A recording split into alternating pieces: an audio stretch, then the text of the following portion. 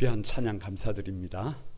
우리 같이 한번 인사를 나눕니다. 주님의 은혜가 여러분에게 앞뒤 전후 좌우로 주님의 은혜가 여러분에게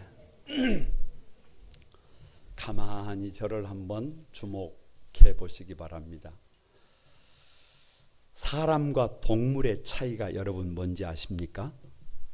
동물은 태어나는 순간 일어납니다. 그냥 걷습니다. 그냥 먹습니다.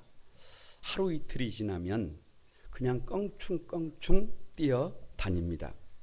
보통 몇 달만 지나면 자기 나름대로의 구실을 다 합니다. 대부분의 동물들이 그렇습니다.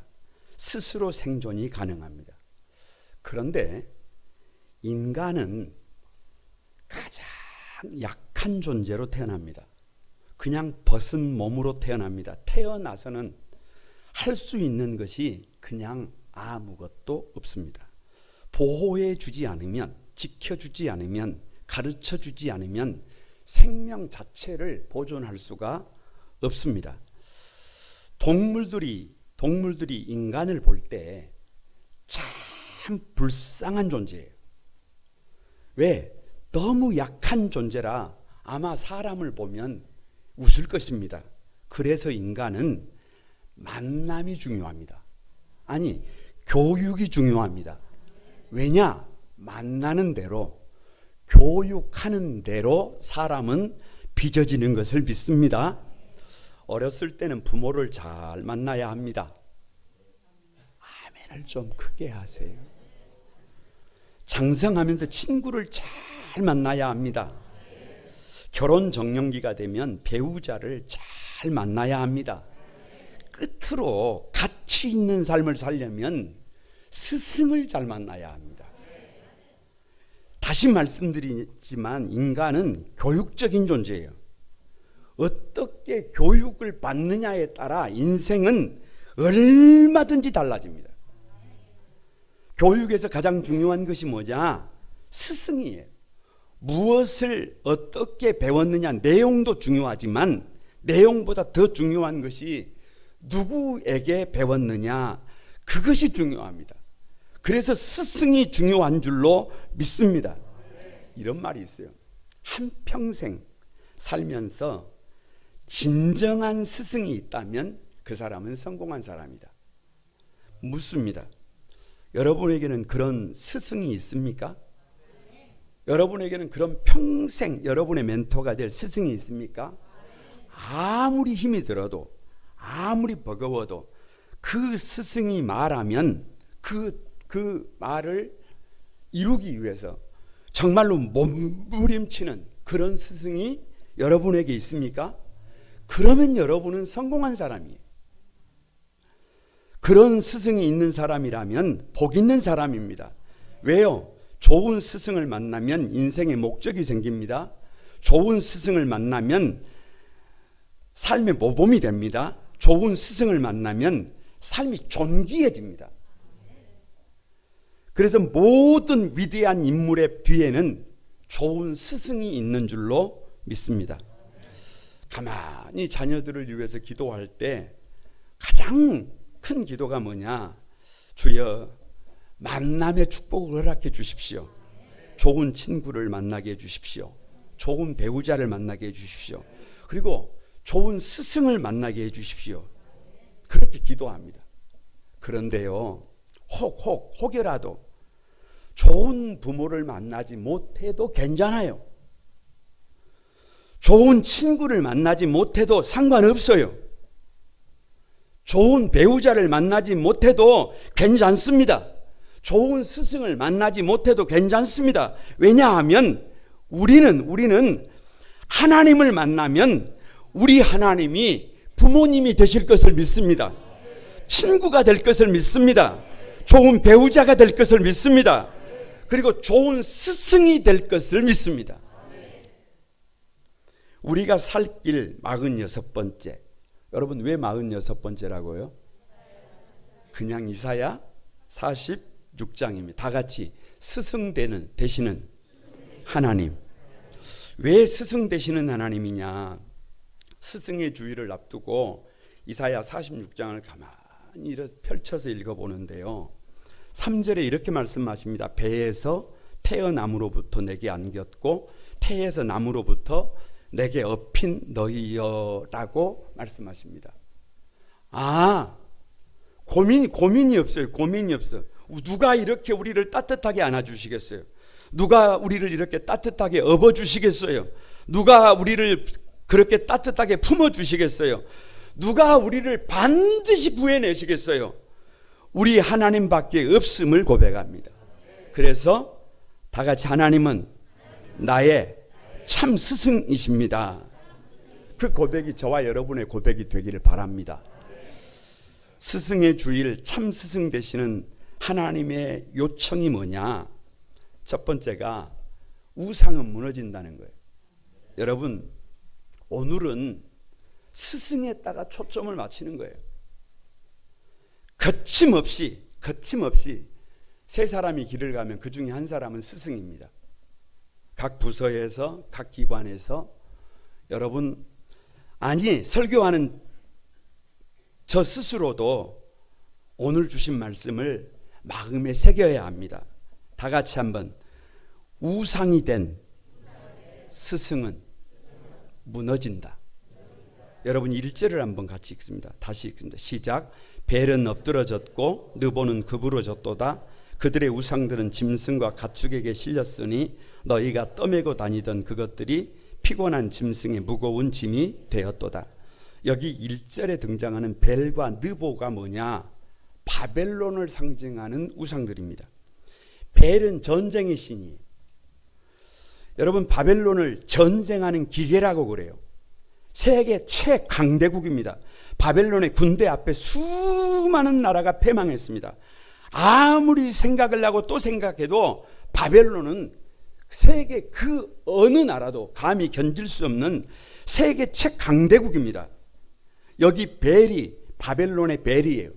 그래서 왕도 벨사살 이렇게 벨을 사용합니다.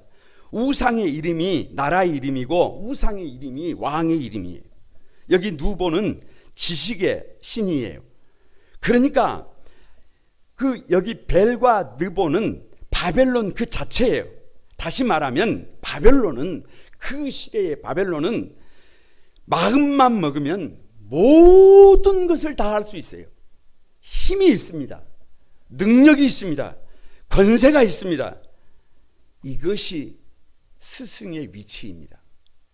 스승은 생각만 바르게 가지고 있으면 원하는 것을 이룰 수 있는 힘을 가진 사람들이 스승임을 믿습니다. 그런데요, 지금 이스라엘 백성들이 왜 바벨론의 포로로 잡혀서 그 고생을 하고 있느냐? 왜 70년 동안이나 나라를 잃고 성전을 잃고 가정을 잃었느냐? 왜 그렇게 처절한 삶을 살고 있느냐? 그 힘을 가진 바벨론이 그 힘을 자기를 위해서 사용했기 때문입니다. 그 권력을 오직 자신들의 배를 채우기 위하여 사용했기 때문입니다. 아무리 생각하고 또 생각을 해도 바벨론이 중심을 잡으면, 바벨론이 바르게 달려가면 세계가 바로 세워집니다. 스승이 바로 달려가면, 스승이 정신을 차리면 많은 사람들이 바르게 세워질 것을 믿습니다. 그런데 본문의 바벨론은 오직 자기밖에 없습니다. 아니, 우리 시대의 아픔이 뭐냐? 스승이라고 하는 사람들이 자기 외에 관심이 없습니다. 이것이 가슴 아픈 문제입니다. 그런데 1절에 벨이 엎드러지고 느볼은 구부러졌다라고 말씀합니다. 왜요? 바벨론은 우리가 볼 때는 여러분 대단해도 못할 것이 없는 것 같아도 바벨론은 우상 그 이상도 그 이하도 아니다는 것입니다. 아무것도 아니라는 것입니다. 무슨 말이냐? 자기밖에 모르는 바벨론, 자기밖에 모르는 스승은 아무리 대단한 것 같아도, 아무리 천하무적이라도, 아무리 전쟁하는 기계 같을지라도 하나님의 말씀이 뭐냐? 우상으로 상징되는 벨은 우상으로 상징되는 느보는, 우상으로 상징되는 바벨론은 아무리 대단한 스승이라고 할지라도 우상이 된 스승은, 자기밖에 모르는 스승은 어떻게 된다는 거예요? 그냥 아무것도 아니라는 거예요. 구부러지고 망한다는 거예요. 여러분, 가슴 아픈 일이에요. 왜 우상은 무너지느냐? 10계명 제2계명이 뭐냐? 너를 위하여 우상을 만들지 말고 그것들에게 절하지 말라, 섬기지 말라예요. 우상이 뭐냐? 여러분, 우상은 쉽게 말하면 짝퉁 하나님입니다. 왜 짝퉁 하나님이냐? 하나님을 대신해서 만든 것이 우상이에요. 왜 하나님을 대신해서 만드느냐? 하나님은 인격적인 하나님이에요. 옳고 그름이 분명합니다. 선과 악이 분명해요. 해야 할 일과 해서는 안 될 일이 분명해요. 그래서 그 하나님의 특징이 뭐냐 그러면, 아무리 하고 싶어도 해서는 안 되는 일에 대해서는 하나님은 뭐라고 말해요? 노예요. 하지 말아요. 아무리 하기 싫어도, 하지 않으면 안 될 일은 하나님은 뭐라고 하세요? 고하세요. 아무리 힘들어도 하라고 하세요. 이것이 문제예요. 사람은, 죄성을 가진 사람은 내가 살고 싶은 대로 살고 싶어요. 내가 원하는 삶을 살고 싶어요. 그런데 자꾸만 하나님이 옳고 그름을 얘기합니다. 그래서 하나님일지라도 싫어요. 이것이 인간의 죄성입니다. 참 안타까운 것인데, 여러분 한번 생각을 해보세요. 참 이상한 것인데, 몸에 좋은 음식의 특징이 뭐냐 그러면 맛이 없어요. 반대로 몸에 좋지 않는 음식은 맛있어요. 그래서 어린아이들을 가만히 두면 어떤 음식만 먹어요? 맛있고 몸에 좋지 않는 음식만 찾아서 먹습니다. 그러면 건강을 잃게 되고, 건강을 잃으면 모든 것을 다 잃게 됩니다.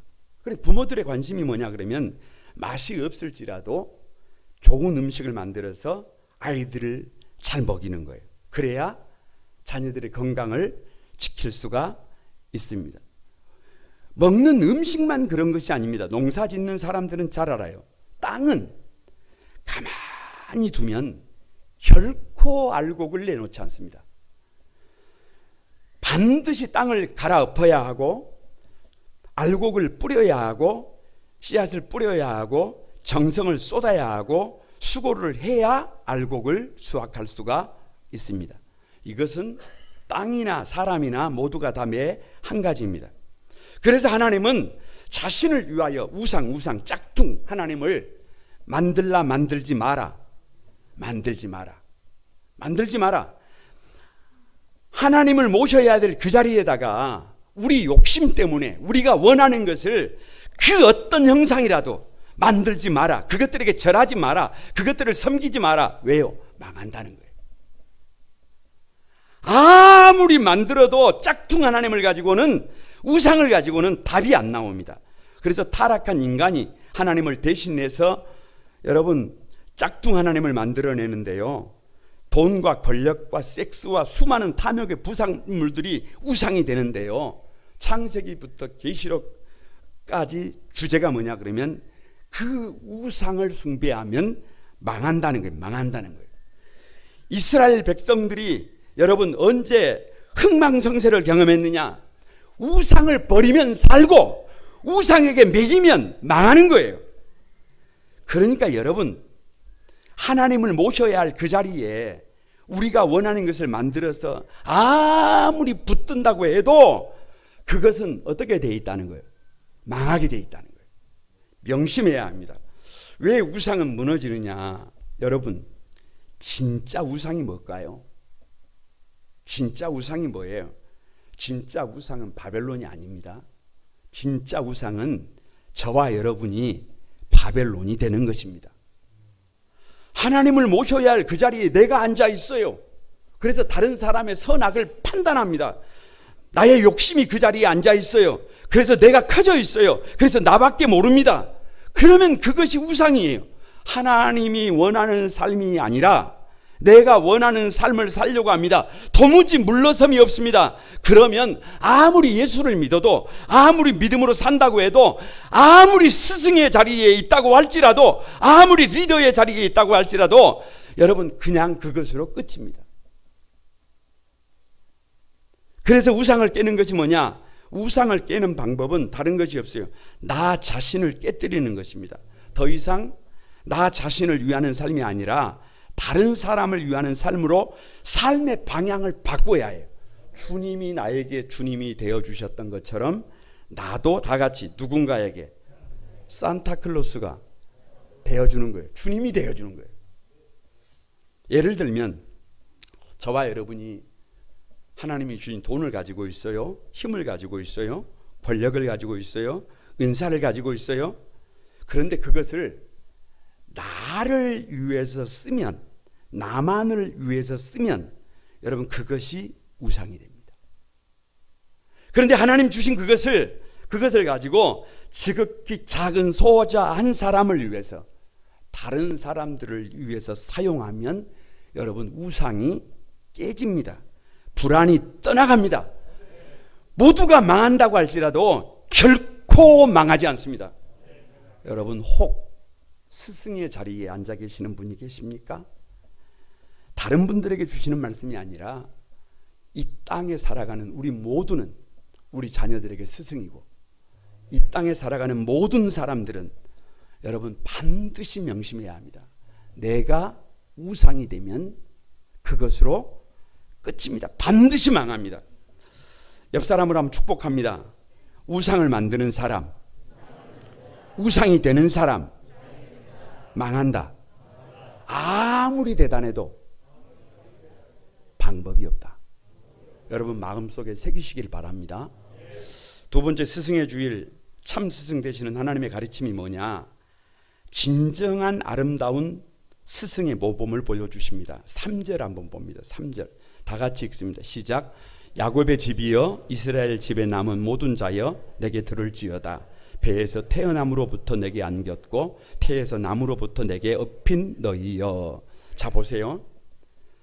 동사가 반복되고 있는데요. 안고, 업고, 품고, 구해낸다. 하나님이 안고 업었다는 것이 도대체 무슨 의미일까? 이것은 사랑한다는 말이에요. 이것은 귀히 여긴다는 말이에요. 이것은 안전하게 보호한다는 말이에요. 그래서 안고 업었다는 것은 그냥 가장 큰 사랑입니다. 가장 안전한 것입니다. 가장 큰 보호입니다. 요즘 학교도 마찬가지고 교회도 마찬가지고 이 스승들에게 부족한 것이 있어요. 그것이 뭐냐? 옛날 스승들처럼 따뜻한 사랑이 없습니다. 그냥 언제부터인지 밥벌이 수단이 되어버렸어요. 직업이 되어버렸어요. 그러다 보니까 따뜻한 마음이 없습니다. 정성을 찾아보기가 어렵습니다. 그런데 우리 하나님은 이상한 하나님이에요. 왜요? 이스라엘 백성들이 하나님의 말씀을 떠났을 때는 징계의 회초리를 여러분 매섭게 듭니다. 방관하지 않습니다. 매를 들고 3분의 1을 죽이고 3분의 1은 포로로 끌려가게 하시고 3분의 1은 남기시는 모진 하나님이에요. 냉혹한 하나님이에요. 그런데 당신의 백성들을 회복시킬 때는 그 사랑이 끝이 없습니다. 안아주시고 업어주시고, 좀 아멘을 크게 해야 해요. 독수리 날개로 비행기를 태워주시고 발이 부르트지 않게 해주시고 품어주시고 반드시 구합니다. 당신의 백성들이 넘어지고 지치고 쓰러지고 여러분 그런 것을 보지 못해서 찾아가서 안아버립니다. 업어버립니다. 끝까지 아무리 생각해도 이건 지나칩니다. 왜 이렇게 하나님은 안아주고 업어주고 만져주고 손을 잡아주고 눈을 마주치시고 이렇게 동행하시느냐? 왜 이렇게 반복해서 강조하고 있느냐? 도대체 뭐 때문이냐? 스승의 덕목이 이거라는 거예요. 스승의 덕목이. 적어도 스승이라고 한다면 조금 부족해도 상관없어요. 조금 모자라도 상관없어요. 그러나 스승은 당신의 백성들을, 자기에게 맡겨진 학생들을 아낄 줄 알아야 합니다. 귀하게 여길 줄 알아야 해요. 성도들을 소중히 여길 줄 알아야 해요. 성도들을 보석처럼 여겨야 합니다. 그래서 스승은 당신의 학생들을 반드시 회복시키겠다라고 하는 의지가 있어야 합니다. 왜 아름다운 스승의 모범이냐? 4절 한번 보세요. 4절 다 같이. 너희가 노년에 이르기까지 내가 그려하겠고 백발이 되기까지 내가 너희를 품을 것이라. 내가 지었은즉 내가 업을 것이요 내가 품고 구하여 내리라. 하나님은 우리가 태어나면서부터 우리를 안아주시고 업어주셨는데 거기서만 멈추고 계신 것이 아니라 우리를 사랑하신 그 하나님이 노년이 되기까지, 저와 여러분의 백발이 될 때까지 품어주신대요. 변함없이 업어주신대요. 끝까지 책임을 져주신대요. 우리 하나님의 품에 품고 반드시 구해내 주신대요. 우리 하나님께서 그런 의지를 가지고 저와 여러분을 부르신 줄로 믿습니다. 여러분, 이런 하나님의 은혜가요, 성경을 펼쳐서 보면 편무언약에 나타나 있어요.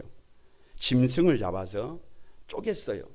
그 사이를 아브라함이 지나가지 않습니다. 하나님만 지나갑니다. 아브라함에게 이렇게 말씀하세요. 네가 큰 민족을 이루지 못하면, 네 이름이 창대해지지 않으면, 네가 복의 근원이 되지 않으면 너를 쪼개는 것이 아니라 나를 쪼개겠다는 거예요. 이것이 편무언약입니다. 이것이 하나님의 열심임을 믿습니다. 그래서 스승 한 사람이 세워지면 많은 사람이 세워집니다. 6절을 보세요. 다 같이 한번 읽습니다. 내가 북쪽에게 이르기를 내놓으라. 남쪽에게 이르기를 가두어 두지 말라. 내 아들들을 먼 곳에서 이끌며 내 딸들을 땅 끝에서 오게 하며 라고 합니다. 무슨 말이냐? 아무리 바벨론의 포로로 끌려가서 죽을 고생을 하고 있어도, 아무리 힘들고 고통스러워도, 모든 것을 다 잃고 삶의 자리가 무너졌을지라도 하나님은 당신의 백성들을 어떻게 한다는 거예요? 반드시 기필코 어떤 일이 있어도 회복시킨다는 거예요. 도대체 여러분 무엇이 문제입니까? 도대체 무엇 때문에 아파하고 힘들어합니까? 도대체 우리를 묶고 있는 흉악의 결박이 무엇입니까? 우리가 울부짖고 있는 것이 무엇입니까?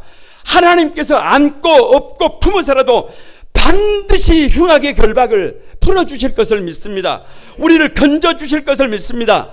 우리를 사람다운 사람으로, 성도다운 성도로 만들어 주실 것을 믿습니다. 왜 아름다운 스승의 모범이냐? 5절에 이렇게 말씀을 하세요. 너희가, 다 같이, 너희가 나를 누구에게 비기며 누구와 짝하며 누구와 비교하며 서로 같다 하겠느냐? 시간이 지났어요. 시간이 지났어요. 학생들이 시간이 지나서 이렇게 돌아보니까 세상에 그 선생님 같은 분이 있어요, 없어요? 없어요. 오늘의 나의 나 된 것은 다 누구 때문이에요? 그분 때문이에요. 바로 지금 그 얘기예요. 우리 하나님을 누구에 비기겠어요? 우리 하나님을 누구와 짝하게 하겠어요? 우리 하나님을 누구와 비교할 수 있겠어요? 오늘 나를 나 되게 하신 분은 100% 우리 하나님이신 줄을 믿습니다. 도대체 누가 우리를 안고 업고 품겠습니까? 아니, 누가 우리를 노년에 이르기까지 백발이 되기까지 품어주시고 회복시켜주시고 선하게 인도해 주시겠습니까? 하나님밖에 없음을 믿습니다. 왜 이걸 보여주시는 거예요? 왜 이것을 이렇게 보여주시는 거예요? 아들아, 딸아, 네가 이 시대의 스승이 되라. 끝까지 포기하지 말고 안아주고 업어주고 품어주고, 아무리 어떤 상황에 있을지라도 포기하지 말고 반드시 기필코 구해내라. 말씀하신 줄로 믿습니다. 옆 사람을 한번 축복합니다. 스승 되신 하나님처럼 안고 업고 품고 끝까지 구합시다. 그 주인공들이 여러분이 되시길 바랍니다. 스승의 주의를, 참 스승 되시는 하나님의 가르침이 뭐냐? 마지막입니다. 다 같이 장부가 되라. 그냥 거두절미하고 스승다운 스승이 되라 라고 하는 것입니다. 여러분 8절 한번 읽어봅니다. 8절 시작. 너희 패역한 자들아, 이 일을 기억하고 장부가 되라. 이 일을 마음에 두라. 여기서 장부가 뭐냐? 사전적 의미로 건장하고 씩씩한 사내입니다. 그런데 여러분 조금만 더 깊이 보면 사람다운 사람입니다. 여러분, 스승의 주일, 스승다운 스승입니다. 이 땅의 부모들에게 물어보세요. 어떤 자녀를 원하십니까? 장부예요, 장부. 장부, 쫄장부 말고 몸도 마음도 생각도 믿음도 꿈도 장부를 원합니다. 이게 부모들의 소원이에요. 여러분, 목회를 하는 저에게 물어보세요. 어떤 성도들을 원하십니까? 쫄장부 말고 생각이 다른, 여러분, 믿음의 장부를 원합니다. 우리 하나님의 소원임을 믿습니다. 스승다운, 성도다운, 하나님의 백성다운 삶을 요청하시는 줄로 믿습니다. 그런데 8절에 이렇게 시작해요. 너희 패역한 자들아. 왜요? 왜? 장부가 아니라는 거예요. 사람다운 사람이 아니라는 거예요. 스승다운 스승이 아니라는 거예요. 왜요? 전장에 져버렸어요. 그래서 포로가 되었어요. 삶이 너무너무 힘들어요. 그래서 자신감을 잃어버렸어요. 아니 되는 것이 없어요. 도무지 살아갈 용기가 안 나요. 그래서 낙심하고 있습니다. 그래서 두려워하고 있습니다. 그런 이스라엘을 향하여 하나님은 패역이라고 말씀하십니다. 왜요?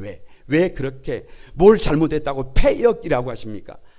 아무리 스승이라고 할지라도, 아무리 성도라고 할지라도 그렇게 낙심하고 그렇게 좌절하면 하나님 외에 딴 것을 바라보게 됩니다. 헛된 것을 바라보게 됩니다. 우상을 바라보게 됩니다.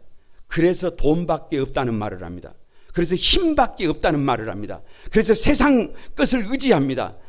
그것을 하나님이 보시고 패역이라고 합니다. 참으로 안타까운 것입니다. 그러면 안 돼요. 하나님의 요청이 뭐냐? 내가 너를 안고 업고 품고 끝까지 구해낼 것이니까 너는 두려워하지 말고 걱정하지 말고 염려하지 말고 믿음의 장부가 되라. 스승다운 스승이 되라. 저와 여러분에게 말씀하시는 줄로 믿습니다. 왜 장부가 되라고 하느냐? 바른 스승이 되는 방법이 뭐냐? 9절을 한번 보세요. 9절 다 같이 시작. 너희는 옛적 일을 기억하라. 나는 하나님이라. 나 외에 다른 이가 없느니라. 나는 하나님이라. 나 같은 이가 없느니라. 옛적 일을 기억하라고 하잖아요. 이스라엘 민족에게 옛적 일이 뭘까요? 그냥 출애굽입니다. 400년 동안 애굽에서 종살이를 하고 있는데 처절합니다. 아무리 노력을 하고 또 노력을 해도 자기가 낳은 아들을 지킬 수가 없습니다. 희망 없습니다. 여러분, 방법이 없습니다. 아무리 생각을 하고 또 생각을 해도 답이 나오지 않습니다. 그런데 출애굽을 합니까? 하지 못합니까? 합니다. 왜요? 하나님이 출애굽을 하게 하신 줄로 믿습니다. 여러분, 그 옛적 일을 기억하라는 거예요. 누가 출애굽을 하게 하셨다는 거예요. 그러면 지금 이스라엘 백성들은 바벨론에 포로로 끌려와서 그발 강가에서 울고 있습니다. 왜요? 방법이 없어요. 희망이 없어요. 내일이 없어요. 내일이 보이지 않아요. 그런데 하나님의 옛적 일을 기억하라는 말은 예전에 옛적에 출애굽을 시키셨던 것처럼 너희들을 내가 바벨론에서 끌어내겠다, 회복시키겠다 말씀이신 줄을 믿습니다. 아무리 무너진 것 같아도 장부가 될 수 있다. 선한 성도가 될 수 있다. 우리 시대의 작은 스승이 될 수 있다 말씀하시는 줄로 믿습니다. 어떻게 바른 스승이 되느냐? 여러분 10절을 다시 한번 보면 10절 다 같이 시작. 내가 시초부터 종말을 알리며 아직 이루지 아니한 일을 옛적부터 보이고 이르기를 나의 뜻이 설 것이니 내가 나의 모든 기뻐하는 것을 이루리라 하였노라. 요약하면 하나님의 뜻은 반드시 이루어진다는 거예요. 그러니까 여러분, 믿음으로 산다는 것, 성도다운 삶을 산다는 것, 우리 시대의 스승이 되는 방법이 뭐냐 그러면 여러분 의외로 간단해요. 다 같이 순종과 신뢰다. 하나님이 우리를 부르시면 가만히 순종하고 두 다리 순종과 신뢰를 가지고 걸어가면 되는 거예요. 무슨 말이냐? 할 수 있는 일을 하는 것이 순종입니다. 그러나 할 수 없는 것은 뭐 하는 거예요? 신뢰하는 거예요. 여러분, 여기 순종이 뭐냐? 우상을 만들지 말라고 하나님이 하십니다. 네가 우상 되지 말라고 합니다. 그러면 어떻게 해야 해요? 우상 만들지 말고 스스로 우상이 되지 말아야 합니다. 여러분, 나를 거침없이 깨뜨리는 것입니다. 그게 순종이에요. 내가 할 수 있는 것을 하는 것입니다. 신뢰가 뭐냐? 아무리 믿음으로 살아도 우리가 할 수 없는 일이 있어요. 우리의 영역이 아닌 것이 있어요. 내 일은 우리의 영역이 아닙니다. 우리 자녀들을 위해서 우리가 많은 것을 하지만 그 자녀들을 세우는 것은 사실은 우리 영역이 아니에요. 우리가 주님의 몸된 교회를 세워보려고 몸부림을 치지만 세워지느냐 세워지지 않느냐는 사실 우리 영역이 아니에요. 그건 하나님의 영역입니다. 저는 개인적으로 아내와 함께 여수를 벗어날 경우에는 여러분, 거의 아내가 운전을 합니다. 어느 날은 눈을 떠보니까 목적지에 도착을 했어요. 아내가 저에게 이렇게 말합니다. 어떻게 연약한 자기에게 운전대를 맡겨놓고 그렇게 편안하게 잘 수 있느냐라고 묻습니다. 그냥 저의 답은 간단합니다. 아내를 신뢰합니다. 아내를 믿습니다. 걱정 없이 염려 없이 맡기고 눈 떠보면 어디에 와 있어요? 목적지에 와 있습니다. 사랑하는 자녀들을 축복하고 싶고 우리 성도들 한 사람 한 사람을 정말로 축복하고 싶지만 아니 아름답게 세우고 싶지만 그것이 우리의 영역이 아니에요. 우리가 할 일 최선을 다해서 순종하지만 여러분, 우리가 할 수 없는 일은 100% 누구를 신뢰하는 거예요? 하나님을 신뢰하면 우리 사랑하는 성도들이, 우리 사랑하는 자녀들이 눈 떠보면 복 있는 삶으로 세워져 있을 것을 믿습니다. 장부다운 장부로 세워져 있을 것을 믿습니다. 옆 사람을 한번 축복합니다. 장부가 됩시다. 스승다운 스승이 됩시다. 성도다운 성도가 됩시다. 거룩한 구만 소망에 사랑하는 가족 여러분, 스승의 주일을 맞이해서 우리 하나님은 말씀하십니다. 우상 만들지 말아라. 스스로 우상이 되지 마라. 스스로 우상이 되면 답이 없다. 하나님께서 우리에게 하셨던 것처럼 안아주고 업어주고 품어주고 회복시켜서 반드시 주님 닮은 스승이 되거라. 하나님이 원하시는 믿음의 스승, 믿음의 장부가 되는 그 주인공이 저와 여러분이 되기를 주님의 이름으로 축복합니다. 우리 찬양하면서 기도하겠습니다.